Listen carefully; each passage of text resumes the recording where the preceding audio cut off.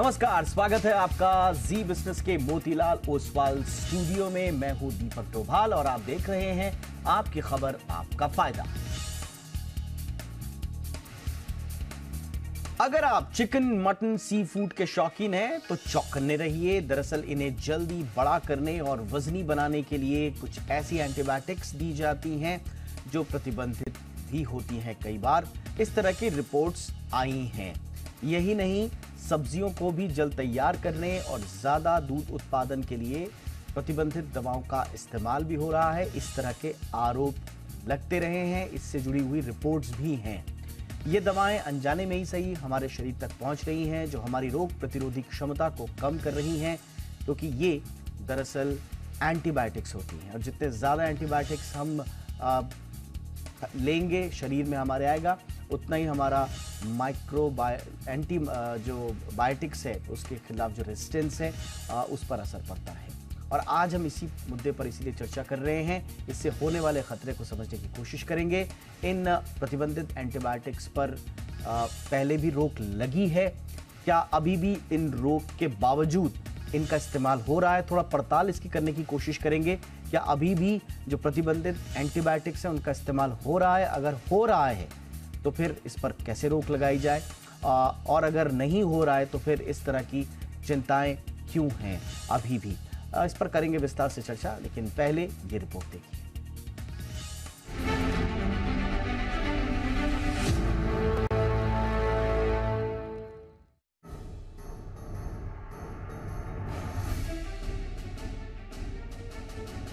धीरे धीरे हमारी बॉडी एंटी माइक्रोबियल रेजिस्टेंट हो जाएगी।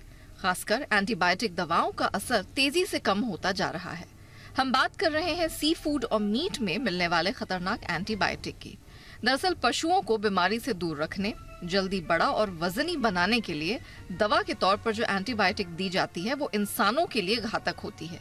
ये हमारे बॉडी के गुड बैक्टीरिया को न केवल खत्म कर रहे हैं, बल्कि इससे रोग प्रतिरोधी क्षमता भी कम होने का खतरा बढ़ गया है। ऐसे में चिकन, मटन, पोर्क का ज्यादा इस्तेमाल लोगों को बीमार कर सकता है। दरअसल पोल्ट्री फार्म वाले चिकन में बीमारी को फैलने से रोकने के लिए लेवोफ्लेक्सिन, टेट्रासाइक्लिन, नियोमाइसिन, अमीकासिन, एमॉक्सिलिन, परफ्लॉक्सिन के साथ प्रतिबंधित कोलिस्टीन दवा भी देते हैं ताकि चिकन को जल्द तैयार किया जा सके। कोलिस्टीन के ज्यादा इस्तेमाल से बॉडी पर कोई दूसरी दवा असर नहीं करती। ये दवाएं अनजाने में ही हमारे शरीर तक पहुंच रही हैं और हमारी बॉडी को एंटी माइक्रोबियल रेजिस्टेंट बना रही हैं। 2018 में लंदन की एक संस्था the bureau of investigative journalism ने पता लगाया कि भारत में पशुओं को ऐसी एंटीबायोटिक दी जा रही है जो पश्चिम देशों में बैन हो चुकी है। रिपोर्ट में बताया गया है कि पशुओं का वजन बढ़ाने के लिए उन्हें टाइलोसिन नामक दवा दी जाती है। यही नहीं, मवेशियों में दूध उत्पादन बढ़ाने के लिए, सब्जियों को जल्द तैयार करने और उन्हें ताजी रखने के लिए जिस ऑक्सीटोसिन दवा का इस्तेमाल होता है वो भी हमारे लिए जहर का काम करती है। इस दवा के इस्तेमाल और बिक्री पर रोक है, लेकिन चोरी छिपे इसका इस्तेमाल पाया गया है। हालांकि 2017 में स्वास्थ्य मंत्रालय ने सी फूड और मीट में मिलने वाले एंटीबायोटिक दवाओं को लेकर एक गाइडलाइन जारी की थी ताकि लोगों की सेहत के साथ खिलवाड़ ना हो सके। वहीं ड्रग टेस्टिंग अथॉरिटी बोर्ड यानी कि डीटैप ने फसाई पशुपालन और डेयरी विभाग, मछली पालन विभाग के साथ सी फूड निर्यात से जुड़ी अथॉरिटी एम्पीडा को मामले में संज्ञान लेने और इसे निजात दिलाने के उपाय खोजने की बात कही है। लेकिन अभी इस मामले में सरकार की ओर से बहुत कुछ किया जाना बाकी है। भारत ने मौजूदा कारोबारी साल में सी फूड के निर्यात में बड़ी छलांग लगाई है और अब तक का ऑल टाइम हाई यानी 8 अरब डॉलर से अधिक का निर्यात किया गया है। ऐसे में सरकार को सी फूड, मीट में पाए जाने वाले प्रतिबंधित एंटीबायोटिक दवाओं को लेकर सख्त एक्शन लेना होगा ताकि आने वाले दिनों में मीट निर्यात की रफ्तार को और गति दी जा सके। ब्यूरो रिपोर्ट, जी मीडिया। बहुत ही खास मेहमान इस वक्त हमारे साथ जुड़ रहे हैं आज की चर्चा के लिए। आपका परिचय आज के मेहमानों से कराएं। हमारे साथ हैं रणपाल ढांडा साहब, जो कि प्रेसिडेंट हैं पोल्ट्री फेडरेशन ऑफ इंडिया के। रणपाल जी, बहुत बहुत स्वागत है सर आपका हमारे शो पर। हमारे साथ हैं डॉक्टर स्वाति माहेश्वरी, जानी मानी फिजिशियन हैं, बहुत बहुत स्वागत है डॉक्टर स्वाति आपका। और हमारे साथ हैं डॉक्टर प्रत्यक्ष भारद्वाज, जाने माने न्यूट्रिशनिस्ट हैं। डॉक्टर प्रत्यक्ष, आपका भी बहुत बहुत स्वागत है। रणपाल जी, मैं चर्चा की शुरुआत आपसे ही करना चाहूँगा। हालांकि बहुत सारी प्रतिबंधित जो एंटीबायोटिक्स हैं उन पर सरकार ने बैन लगाया। 2017-18 में हमारी एक पॉलिसी भी आई थी इस पर, लेकिन ऐसी रिपोर्ट्स हैं कि उसके बावजूद इनका इस्तेमाल किया जा रहा है। ख़ास तौर से जो हमारा intense veterinary anti microbial use है, उसको लेकर बार बार चिंताएं जाहिर की जाती रही हैं। क्या वाकई में अभी ये चल रहा है सर? देखिए, ऐसा है, आज जो पोल्ट्री में जो पोल्ट्री फार्मर बर्ड पाल रहा है, आज वो बहुत ही साइंटिफिक तरीके से काम हो रहा है। जो ये है ना, एक जो बर्ड में एंटीबायोटिक दिया जा रहा है, ये किया जा रहा है, वो किया जा रहा है, पूरी तरह से एक मतलब गलत अफवाह है। ऐसा नहीं है कि एंटीबायोटिक नहीं दिए जाते पोल्ट्री में। जब भी कभी जरूरत होती है, बर्ड को पहले डॉक्टर से दिखाया जाता है, उसकी प्रिस्क्रिप्शन पे ही उसको एंटीबायोटिक दिया जाता है। ऐसा नहीं है कि उसको किसी टाइम भी कुछ भी उसको दे दिया। एंटीबायोटिक की अपनी कॉस्ट है। अगर हम एंटीबायोटिक देंगे, एज ए फार्मर मैं बोल रहा हूं, अगर मैं एंटीबायोटिक दूंगा तो मेरी कॉस्ट ऑफ प्रोडक्शन बढ़ेगी। मैं एंटीबायोटिक क्यों दूंगा? आप अपने से उदाहरण दें। अगर मैं बिना बात में कोई एंटीबायोटिक दवा खाऊंगा तो उसका मेरे शरीर पे क्या असर जाएगा? आज फार्मर ये सारी बातें समझता है। ये तो एक मतलब गलत तरीके से बेकार में से थोपा जा रहा है पोल्ट्री पे। डांडा साहब, डांडा साहब, कुछ चीजें हम साथ साथ क्लियर करते रहेंगे। कहा यह जाता है कि पोल्ट्री में एंटीबायोटिक्स का इस्तेमाल इसलिए होता है ताकि एक चिकन जो है उसके जो हार्वेस्ट टाइम है उसको शॉर्टन किया जा सके। शायद कई हफ्ते पहले वो ब्रीड तैयार हो जाती है अगर उनको आप एंटीबायोटिक्स दे रहे हैं, नंबर 1। और जो 2 kg का होने का जो समय होता है, जितना समय लेता है, एंटीबायोटिक्स देने से वो जल्दी हो जाता है। तो ऐसा कहा जाता है और ऐसी बहुत सारी रिपोर्ट्स भी हैं। देखिए, ऐसा है, जो ये कहने वाले भी है ना, इनको एक तो आधा अधूरा नॉलेज है, उनको पोल्ट्री का ज्ञान ही नहीं है। आज पोल्ट्री इतनी एडवांस है हमारे देश में कि आप वर्ल्ड में, मतलब वर्ल्ड में मैं कहूंगा कि हम एक बहुत अच्छी पोजीशन पे हैं। आज 32 दिन में बर्ड जेनेटिक मॉडिफिकेशन करके। अब एक बात बताइए, हमारे एक डॉक्टर हैं, डॉक्टर महेश, वो उदाहरण देते हैं। एक टाइम पे अपा वर्ल्ड मैच होते थे, 5-5 दिन टेस्ट मैच होते थे, और टेस्ट मैच में अपने 250-300 रन से 5 दिन में रन ऊपर नहीं बना पाते थे। आज 2020 पे 200 हो रहे हैं। आज हम टेक्नोलॉजी एक बहुत ही साइंटिफिक तरीके से बर्ड को पाल रहे हैं, उसको इतनी अच्छी क्वालिटी का फीड दे रहे हैं। आप हमारे फीड मिलों में जाइए, देखिए कितने साइंटिफिक तरीके से फीड बनाए जा रहे हैं। उसके अंदर ऐसी ऐसी चीजें हम डाल रहे हैं कि जिससे बर्ड के अंदर नेचुरल इम्यूनिटी हो, ताकि उसके अंदर बीमारी कम से कम आए। और अगर कभी बीमारी आती भी है तो डॉक्टर की प्रिस्क्रिप्शन से ही उसमें कोई दवाई दी जाती है। ऐसा नहीं कि दवाई डालने से बर्ड जल्दी तैयार होगा। मैं आपको प्रैक्टिकल करके दिखा सकता हूं। फार्म पे रणपाल जी, रणपाल जी, ऐसी बहुत सारी रिपोर्ट्स हैं, रणपाल जी, ऐसी बहुत सारी रिपोर्ट्स हैं जो हमने भी पढ़ी है, जो बाकायदा रिपोर्टेड हैं, पब्लिश्ड हैं।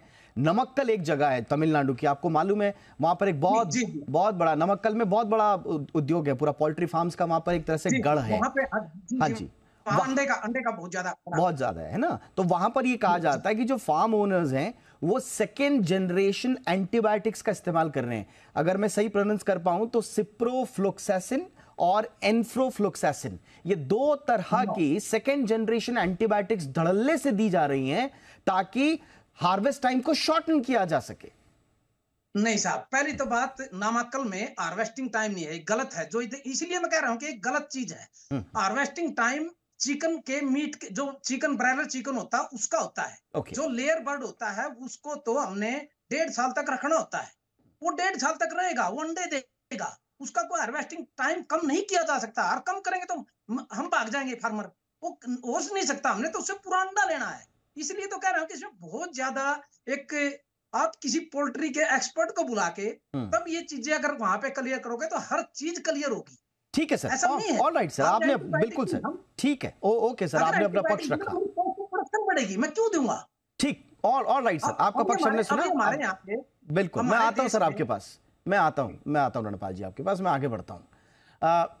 डॉक्टर स्वाति, बहुत सारी ऐसी रिपोर्ट्स हैं और आज जो एक न्यूज़पेपर में जो रिपोर्ट हुई है उसके मुताबिक सरकार सिर्फ पोल्ट्री में ही नहीं, बहुत सारे हमारे जो सी फूड्स हैं, जो हमारे दूसरे जो मीट प्रोडक्ट्स हैं, उनमें कुछ जो रिपोर्ट्स आई हैं, जो प्रतिबंधित दवाएं पाई गई हैं, एंटीबायोटिक्स पाई गई हैं, उसको लेकर अब सरकार भी चाहती है कि दायरा बढ़ाया जाए। ये कितना इंपॉर्टेंट होगा, खास तौर से जब हम AMR की बात करते हैं, पूरे दुनिया में ये बड़ा एक सेहत से जुड़ा हुआ थ्रेड बनता जा रहा है AMR। ये कितना इंपॉर्टेंट होगा कि दूध का दूध और पानी का पानी सरकार की तरफ से किया जाए? दीपक जी, बहुत ही ज़रूरी कदम है। देखिए, हमें ये समझना बहुत ज़रूरी है कि एक तरफ जहाँ हम ये बात करते हैं कि स्वेच्छा से लोग एंटीबायोटिक्स का सेवन कर रहे हैं या गलत एंटीबायोटिक्स का सेवन कर रहे हैं, वहीं जो एक बहुत बड़ा हिडन पहलू है इसका, वो ये है कि जो हम खाना खा रहे हैं, चाहे वो हम मीट के रूप में खा रहे हैं या सब्जी फल खा रहे हैं, उनके द्वारा भी ये एंटीबायोटिक्स हमारे शरीर में पहुंच करके एंटीबायोटिक रेजिस्टेंस क्रिएट कर रही हैं। कई सारा डेटा ये शो करता है कि जो लोग इस तरह से मीट की फार्मिंग कर रहे हैं या सी फूड की फार्मिंग कर रहे हैं, वो लोग तरह तरह के एंटीबायोटिक्स का इस्तेमाल करते हैं और खास तौर से इन एंटीबायोटिक्स को देखिए खाने में मिला करके देने की जरूरत पड़ती है उनको। ऐसी स्थिति में स्टडीज यहाँ तक बोलती हैं कि जो खाना जानवर नहीं खा रहा है, उस खाने को भी, क्योंकि वो वही के जो एनवायरनमेंट है उसमें एब्जॉर्ब हो जाता है, यानी कि सेडिमेंट के फॉर्म में रहता है, उससे भी वो एंटीबायोटिक रेजिस्टेंस क्रिएट करता है, क्योंकि आने वाले जो जानवर हैं वो सेडिमेंट पर फीड करते हैं, उस पर रहते हैं। तो ना केवल वो जानवर जो इस खाने को खा रहे हैं जिसमें एंटीबायोटिक है, बल्कि जो एनवायरनमेंट है उनके आसपास का, वहां भी ये एंटीबायोटिक बहुत समय तक रहती है। और ये जो एंटीबायोटिक्स हैं, इनका हाफ लाइफ बहुत होता है, यानी कि कई बार ये एंटीबायोटिक्स एक तो शरीर में पूरी तरह से प्रोसेस नहीं होती, तो जो मल होता है जानवर का, उसके द्वारा इसके कई सारे सबस्ट्रेट्स बाहर निकलते हैं। साथ ही ये जो एंटीबायोटिक है, क्योंकि जो जानवर है उसके जो पेट में जो बैक्टीरिया थ्राइव कर रहे होते हैं, जो उसके लिए जरूरी होते हैं, उनमें भी धीरे धीरे रेजिस्टेंस क्रिएट करती है। यानी कि अगर हम गलत एंटीबायोटिक या जो है लंबे समय तक एंटीबायोटिक्स दे रहे हैं और बेवजह एंटीबायोटिक्स दे रहे हैं, तो ऐसी स्थिति में वो बैक्टीरिया पनपने शुरू हो जाते हैं जो कि उससे रेजिस्टेंट होते हैं, जिन पे असर ही नहीं होता है उस एंटीबायोटिक का। और ये केवल उस जानवर तक सीमित नहीं रहता है, ये उस जानवर से दूसरे जानवर, और जब मनुष्य उसे खाता है तो यही जो बैक्टीरियाज हैं, इनकी जो जीन्स हैं, वो ह्यूमंस में ट्रांसफर होती है और ह्यूमंस में एंटीबायोटिक रेजिस्टेंस। ओके मैम इस हम रणपाल जी कुछ कहना चाह रहे हैं, उनका रिएक्शन लेता हूं फटाफट, फिर मैं आगे बढ़ूंगा। रणपाल जी बोलिए। ऐसा सर, मैडम को पता नहीं, मतलब मैं कहूंगा नहीं कि उनको नॉलेज नहीं है, इनको पोल्ट्री के बारे में भी पता ही नहीं है। पोल्ट्री में जो फीड दिया जा रहा है आज, उसके अंदर हम कितना एनर्जी, कितना प्रोटीन, हमारे को नहीं पता हम क्या खा रहे हैं। कितना एनर्जी, कितना प्रोटीन, कितना फास्फोरस, कितना कैल्शियम, कितना मिनरल, कितना साल्ट, कितना हर चीज, कितना अमीनो एसिड, लाइसिन, मेथोनिन, हमारे को नहीं पता। लेकिन इतना बैलेंस फीड पोल्ट्री में दिया जा रहा है जिसकी हम लोग कल्पना भी नहीं कर सकते। हम नहीं कर रहे ऐसा। उसके अंदर हर चीज चेक होके, कितना टॉक्सिन लेवल है फीड के अंदर, कितना सब कुछ है, वो हर चीज, और उसके अंदर हम एसेंशियल ऑयल, ऑर्गेनिक मिनरल, ये डाल के हम बर्ड की गट हेल्थ को इतना अच्छा कर रहे हैं कि ये अब 20 साल पहले की बातें कर रहे हैं। अगर हम उसको कोई ऐसा एंटीबायोटिक देंगे तो उससे बल्कि बर्ड की ग्रोथ पे असर पड़ेगा, वो कॉस्टिंग बढ़ेगी उसकी। मैं एज एक फार्मर, या मैंने उससे बेच के पैसा कमाना है, तो उसको ऐसा करूंगा क्यों? रणपाल जी आप देश के हर पोल्ट्री फार्म उत्पादक के बिहाफ पे कैसे बोल सकते हैं? हो सकता है एथिकल प्रैक्टिसेस हो रही हैं, स्वाभाविक है। आज हम लोग, मैं इसलिए बोल रहा हूं कि आज हम, मेरे को पता है पूरी पोल्ट्री इंडस्ट्री का, कि आज हम लोग किस प्रकार से काम कर रहे हैं।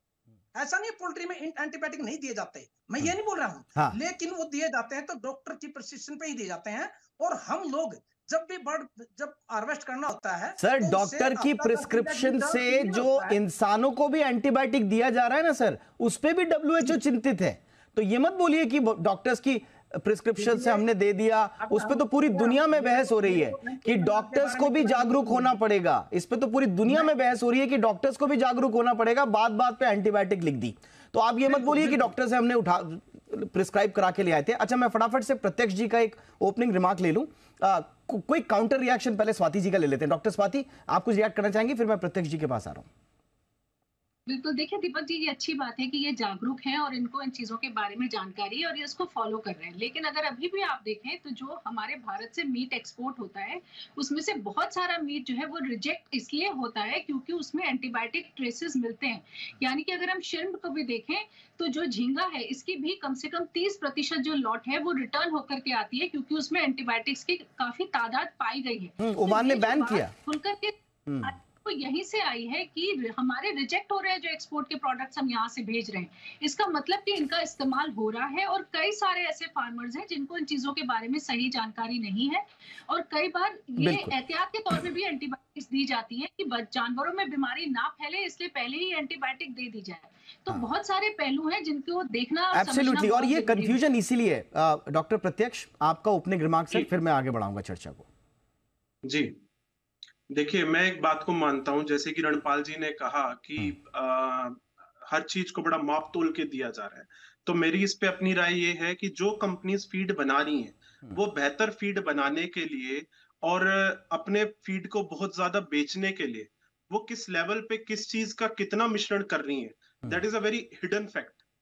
पहली चीज तो ये कि हमें उन कंपनीज के ऊपर भी एक जैसे कहते हैं ना, शिकंजा कसना जरूरी है कि वो कितना किस चीज को उसमें फीड के अंदर मिलावट कर रहे हैं या वो क्या मिला रहे हैं, क्या वो वास्तव में उस पर्टिकुलर जीव के लिए सही है या नहीं है। दूसरी बात कि जब हम लोग बात करते हैं कि चिकित्सक के आधार पे कि हम लोग दवाई पूछ के लिख रहे हैं, जो फार्मर है वो किस चिकित्सक से पूछ रहा है या वो किससे राय ले रहा है, ये भी चीज डिपेंड करती है। ऐसा जरूरी नहीं होता कि राय देने वाले को भी पूरी नॉलेज हो।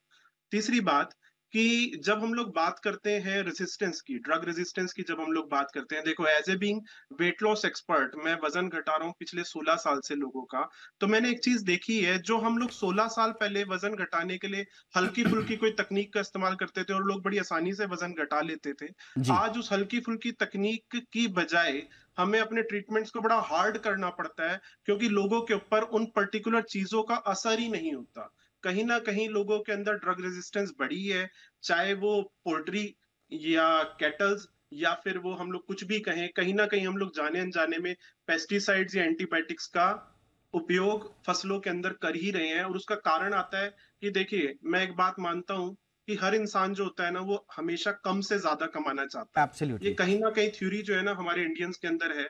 तो जो छोटे फार्मर हैं, उन छोटे फार्मर के सपने बड़े हैं, वो भी चाहते हैं कि वो ज्यादा उत्पादन करके कुछ ज्यादा और जल्दी उत्पादन करें और वॉल्यूम में उत्पादन हो उसका। बिल्कुल सर, इसमें ये सोच है। बिल्कुल, एक छोटे से ब्रेक के लिए मैं रुकता हूं। अच्छा, एक चीज और है कि ये इसमें ये ग्रे एरिया में इसलिए है क्योंकि ऐसा नहीं है कि एंटीबायोटिक्स जहर हैं। अलबत्ता एंटीबायोटिक्स को तो वरदान माना जाता है। तो यही कंफ्यूजन है कि आपने एंटीबायोटिक दे दिया, आपको ये लगता है कि मैं तो जो भी वो उत्पाद है आपका, जो भी एनिमल है, उसके उसकी अच्छी सेहत के लिए हम इनको एंटीबायोटिक दे रहे हैं, ये सोच रहती है। लेकिन एंटी माइक्रोबियल रेजिस्टेंस एक अलग चीज है। वो जब आपके शरीर में आके जब रेजिस्टेंस पैदा कर देती है तो वो पूरी संपूर्ण मानव जाति के लिए खतरा बन गया है। इस पर हम कई बार बातचीत कर भी चुके हैं। एक छोटे से ब्रेक के लिए रुकते हैं। ब्रेक के उस पार थोड़ा सा और तह में जाने की कोशिश करेंगे, क्योंकि रणपाल जी का साफ साफ तौर पर यह कहना है कि खास तौर से पोल्ट्री में तो कभी भी एंटीबायोटिक्स का इस्तेमाल बेजा तरीके से नहीं होता है। जितना होता है वो सिर्फ डॉक्टरी देखरेख में ही होता है। तो उसके बावजूद फिर इस तरह की रिपोर्ट्स क्यों, और फिर सरकार अपना इसका निगरानी का दायरा है उसको बढ़ाने की बात क्यों कह रही है। रणपाल जी, कुछ स्टडीज हम यहां पर करते हैं, आप दावा जरूर कर रहे हैं, लेकिन यहां पर कुछ स्टडीज की बात करते हैं। PLOS global public health study journal जो छपा था फरवरी 1 2019 की स्टडी का शायद इसमें हवाला दिया गया है, और इसमें साफ तौर पर कहना था कि जो intensity of anti microbial usage है, AMU जो है, वो ग्लोबली 7 वर्ल्ड वाइड एक्सपेक्टेड था 7.9%, राइट। ये इन्होंने निकाला है मिलीग्राम्स एडमिनिस्टर्ड पर किलोग्राम ऑफ मीट। तो बाकायदा इन्होंने बहुत बारीक स्टडी करी है। तो ग्लोबली जो वर्ल्ड वाइड जो एक्सपेक्टेड है इंक्रीज AMU का, वो 7.9 है। लेकिन भारत में जो AMU इंटेंसिटी है उसका एस्टिमेशन लगाया गया 43% ग्लोबल एवरेज से ज्यादा, नंबर 1।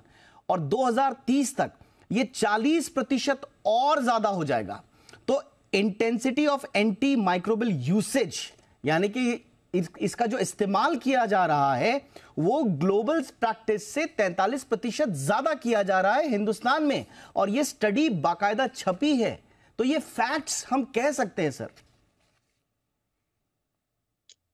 देखिए, मैं नहीं बता सकता कि ये फैक्ट किसके हैं और किसने कैसे छापे, किस आधार पे इसको किया गया है, लेकिन मैं आपको एक जरूर बताना चाहूंगा कि आज हम पोल्ट्री के अंदर मतलब पूरे देश में हम पोल्ट्री के अंदर पूरे मैंने बोला कि वर्ल्ड में हम कहीं भी पीछे नहीं है। आज हमारी एफसीआर अगर देखें तो 1.4 और 1.5 की एफसीआर में हम 2 किलो का बढ़ यानी 3 किलो फीड खा के ग्रेन खा के 2 किलो मीट तैयार कर रहे हैं। और ये वैसे पॉसिबल नहीं है। आज हम फीड के अंदर प्रोबायोटिक, एंजाइम, ऑर्गेनिक मिनरल इनसे करके पूरे बहुत ही साइंटिफिक तरीके से बर्ड को फीड दिया जा रहा है हर चीज को। आप तो एंटीबायोटिक नाम मतलब अगर हम यूज करेंगे ना तो उससे मैं आपको एक बात बताना चाहूंगा कि हमारी ग्रोथ पे भी इफेक्ट आएगा और हमारी कॉस्टिंग भी बढ़ेगी। एंटीबायोटिक तभी दिया जाएगा बर्ड को जब वो बीमार होगा। अगर बीमार है तो उसको बर्ड को एंटीबायोटिक देते हैं, हम कंप्रोमाइज कर लेते हैं, घर पे कोई भी दवाई गूगल में देख के ले लिया, ये कर लिया। लेकिन फार्मर हमारे यहाँ जैसे डॉक्टर साहब ने बोला था ना, पता नहीं किस डॉक्टर से कर रहे हैं। नहीं, एक बात बताइए, भारत को अपना पूरा एक्शन प्लान लेकर आना पड़ा 2017 में, उसके पीछे तो कुछ आधार रहे होंगे रणपाल जी। बिना किसी आधार के तो एक्शन प्लान ऐसे कोई लाएगा नहीं। जैसे आप कह रहे हैं कि भाई होता ही नहीं है, और जब होता है तो हम तो डॉक्टर से पूछ के देते हैं। अगर बिल्कुल सब कुछ इतना है तो 2017 में लाने की आवश्यकता क्यों पड़ी? 2019 में जैसे मैंने बताया कि कुछ बैंड जो हमारे एंटीबायोटिक्स थे उनको बैन किया गया बाकायदा। आईसीएमआर, सर आईसीएमआर को तो मानते हैं सर, आईसीएमआर इतनी बड़ी संस्था है, कोविड के टाइम पर इतनी जिम्मेदारी से काम किया, बहुत प्रमुख संस्थान है भारत सरकार का। आईसीएमआर की स्टडी कह रही है कि one of the highest rates पे हम सिर्फ ह्यूमन के मामले में नहीं, एंटी माइक्रोबियल रेजिस्टेंस जो है, resistance to anti microbial drugs जो है, both in human and food animals, ये दोनों में बढ़ रहा है सर। तो आईसीएमआर का ऑब्जर्वेशन गलत, दुनिया के इतने इंपॉर्टेंट संस्थानों में जो खबरें जो ऑब्जर्वेशन छप रहे हैं वो गलत, 2017 का सरकार का एक्शन प्लान गलत। हम कैसे गलत मान लें सर इन सब चीजों को? देखिए साहब, मैं इसके बारे में ऐसा मैं कुछ वो नहीं कहूंगा ना, मैं किसी को गलत ठहराऊंगा, लेकिन मैं पोल्ट्री के बारे में आपको श्योर कर सकता हूं। अब किसी और फील्ड में क्या यूज हो रहा है, हम क्या ले रहे हैं, हम घर पे ही क्या करते हैं, खुद ही दवाइयां लेने लग जाते हैं लोग, और उससे ही उसमें दिक्कत आने लग जाती है। ये पोल्ट्री पे बेकार में ब्लेम करा जा रहा है। मैं रणपाल जी यही तो कह रहा हूं, जैसे एक आम इंसान बिना ये सोचे समझे कि माइक्रोबियल रेजिस्टेंस हो जाएगा वो जाके एंटीबायोटिक्स उठा लेता है, ऐसी छोटे छोटे शहरों में शायद पोल्ट्री फार्म वाले भी करते होंगे कि भैया जल्दी हो जाएगी तैयार, हमारा चिकन जल्दी तैयार हो जाएगा, हेल्दी रहेगा, वजनदार रहेगा, लो भर भर के इनको पकड़ाओ। शायद यही हो रहा है। नहीं, आज छोटे से छोटा पोल्ट्री फार्म भी है ना, आप कहीं भी जाके पूछोगे वो कभी भी कोई ऐसे एंटीबायोटिक नहीं देता। वो कोशिश करता है बहुत ही सरल तरीके से बर्ड को पाल के, बगैर खर्चे के पाल के वो मार्केट में लेके जाए, क्योंकि वो जो कुछ भी चीज देगा, एंटीबायोटिक देगा, उसके ऊपर कॉस्ट है उसकी, और उसके बाद उसको पता है कि मैं एंटीबायोटिक दूंगा तो मेरी 5 दिन ग्रोथ नहीं होगी। वो एंटीबायोटिक ऐसे नहीं देता, पहले देते थे। मैं ये आपकी बात को डिनाई नहीं कर रहा हूं। आज से अगर 15 साल पीछे जाए तो इस प्रकार की धारणा होती थी, लेकिन आज इतने ज्यादा हर जगह सेमिनार, हर जगह पोल्ट्री बहुत एडवांस हो चुकी है, बहुत एडवांस है। हम और किसी चीज में भले ही कंपैरिजन ना करें, लेकिन पोल्ट्री में हम वर्ल्ड में एक अच्छे उस पे हैं। हम मतलब ये नहीं कह सकते हम अमेरिका से या यूरोप से पीछे हैं कहीं भी। कहीं भी हम उनसे पीछे नहीं, मैं आपको बता देता हूं सर, अमेरिका यूरोप से मैं बताता हूं यूके की हकीकत। गार्जियन में रिपोर्ट छपी है हफ्ते भर पहले की, यूके के जो सुपरमार्केट सप्लायर्स हैं वहां पे के जो चिकन पाए गए वो एंटीबायोटिक्स क्रिटिकल फॉर ह्यूमन जो होते हैं ना, जो लास्ट रिजॉर्ट के रूप में अपनाए जाते हैं, वो पाए गए हैं। तो वहां ब्रिटेन में भी चल रहा है, इतना एडवांस मार्केट है, वहां भी ये चल रहा है। अच्छा, AMR in Africa, down to earth में रिपोर्ट छपी हुई है मार्च की। यहां पर अफ्रीका में जितने भी चिकन पॉर्क जितने भी सोल्ड हुए हैं उनमें से ज्यादातर में एंटीबायोटिक रेजिस्टेंस पाई गई है उन चिकन और पोर्क्स में। अब आइए इधर पोलैंड आ जाइए थोड़ा सा इस तरफ में, तो यहां पर भी मीट सोर्स फ्रॉम पोलैंड जो भी पाया गया, ये फूड सेफ्टी न्यूज की रिपोर्ट है, 5 दिन पहले छपी है, वहां पर भी पाया गया। इसी तरह से बहुत सारी हैं सर, आप उठा के देख लीजिए क्या स्थिति है एंटीमाइक्रोबियल रेजिस्टेंस की। और दुनिया भर के उत्पाद जो जानवरों से जो सोर्स होते हैं उन सब में ये प्रॉब्लम है। इंडिया में नहीं है, यूके में है, यूएस में है, सब जगह है। स्वाति मैम, क्या आपको लगता नहीं है कि इस पर एक कॉम्प्रिहेंसिव स्टडी करके सरकार को दूध का दूध, जैसे मैं शुरू में कह रहा था, वरना शायद एक कंफ्यूजन बना रहेगा।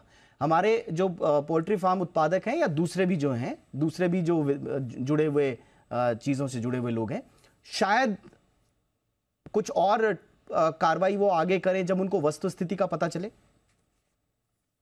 बिल्कुल दीपक जी, बहुत ज़रूरी है इसके लिए मानक बनाना। और साथ ही देखिए, जब हम एक्सपोर्ट करते हैं तो दूसरी कंट्रीज़ उसको टेस्ट करती हैं हमारे माल को, और तब हमें पता चलता है कि ये एंटीबायोटिक्स बहुत ज़्यादा हैं या इसमें ऐसे तत्व हैं जो कि सेहत के लिए अच्छे नहीं हैं। लेकिन इंडिया में ही अगर हम बात करें तो भारत में वो सारा मीट सर्कुलेट करता है। लोग कोई टेस्टिंग नहीं कर सकते हैं इस तरह से कि हम जो खा रहे हैं मीट, उसमें क्या-क्या चीज़ें ऐसी हैं जो हमारी सेहत के लिए अच्छी नहीं है। तो ये सरकार का ही काम है कि इस तरह के जो टेस्टिंग पोर्टल्स हैं वो बनाए जाएँ, कि ताकि भारत में ही जो इधर से उधर मीट जा रहा है, जो लोग खरीद रहे हैं, उसकी समय-समय पर टेस्टिंग हो, ताकि ये पता लग पाए कि हम किस तरह का मीट खा रहे हैं, उसमें कितनी एंटीबायोटिक्स हैं, जी, नहीं है। बिल्कुल। साथ ही जो हम बाहर भेज रहे हैं वो भी स्वाभाविक तौर से जो है रेगुलेट हो ही जाएगा अगर हम ये मानक बनाते हैं। और सरकार के लिए मानक बनाना बहुत ज़्यादा ज़रूरी है, क्योंकि देखिए भारत में ही 7 लाख लोग हर साल केवल एंटीबायोटिक रेजिस्टेंस की वजह से मरते हैं।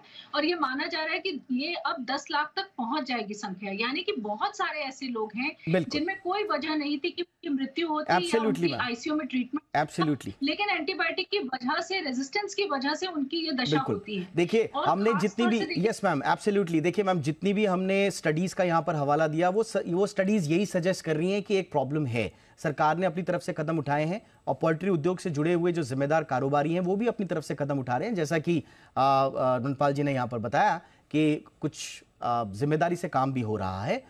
लेकिन ये कंफ्यूजन तब तक बना रहेगा जब तक सरकार इस पर स्थिति को साफ नहीं करती। आप सैंपल लीजिए, इकट्ठा कीजिए, एक रिपोर्ट पब्लिश कीजिए, व्हाइट पेपर पब्लिश कीजिए, ताकि अगर साफ सुथरा काम हो रहा है तब तो कोई दिक्कत होनी ही नहीं चाहिए। लेकिन अगर प्रॉब्लम आ रही है तो उसको कैसे दूर किया जाए, इस पर भी साफ गोई से बात होनी चाहिए। इसीलिए हम चाहते हैं और हमारी ये दरख्वास्त रहेगी सरकार से कि सरकार इस पर जल्दी स्थिति को साफ करे। प्रत्यक्ष जी, मैं सॉरी आखिरी राउंड में आपके पास नहीं आया, क्षमा मैं चाहूँगा, समय की कमी है। बहुत बहुत शुक्रिया आप तीनों का हमारे लिए वक्त निकालने के लिए। डॉक्टर प्रत्यक्ष, thank you so much. Doctor Swati, बहुत बहुत शुक्रिया। रणपाल ढांडा साहब, आपका भी बहुत बहुत शुक्रिया वक्त निकालने के लिए। आपकी खबर, आपका फायदा में इतना ही। इजाजत दें, नमस्कार।